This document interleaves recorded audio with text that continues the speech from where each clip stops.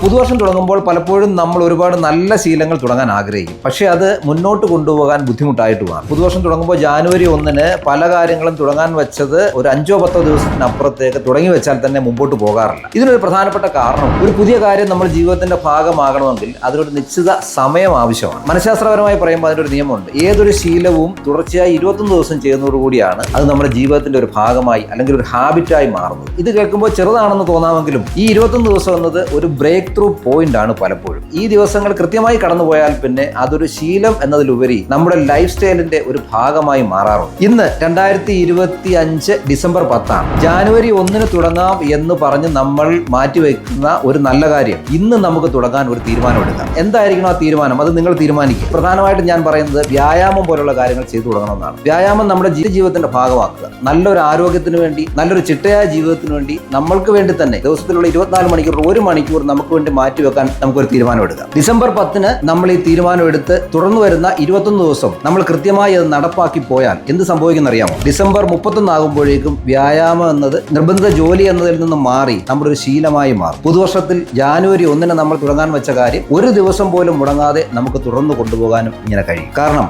21 ദിവസത്തെ പിൻബലം അതിനുണ്ട് എന്നുള്ളതാണ് അതിന്റെ കാരണം. പുതുവർഷ തീരുമാനങ്ങൾ പാതി വഴിയിൽ ഉപേക്ഷിക്കുന്നവരുടെ കൂട്ടത്തിൽ നിന്ന് നമ്മൾ ഒഴിവാകുകയും ചെയ്യും. ഈ തീരുമാനം എന്ന് തന്നെ എടുക്കുക. 1 മണിക്കൂർ എന്നത് നടക്കാൻ പോകലാവാം, യോഗയാവാം, ജിമ്മാവാം, എന്തായാലും വേണ്ടില്ല. നിങ്ങളുടെ ശരീരത്തിന് വേണ്ടി, നിങ്ങളുടെ മനസ്സിന് വേണ്ടി 1 മണിക്കൂർ, കൃത്യമായ 1 മണിക്കൂർ മാറ്റി വെക്കും ദിവസം. നമുക്ക് ഒരുമിച്ച് ഈ ഒരു 21 ദിവസത്തെ ചലഞ്ച് ഏറ്റെടുക്കാം. ഇതോടുകൂടി ജീവിതം കൂടുതൽ അച്ചടക്കമുള്ളതാവും, ആരോഗ്യപൂർണ്ണമാവുകയും ചെയ്യും. ഉറപ്പാണ്.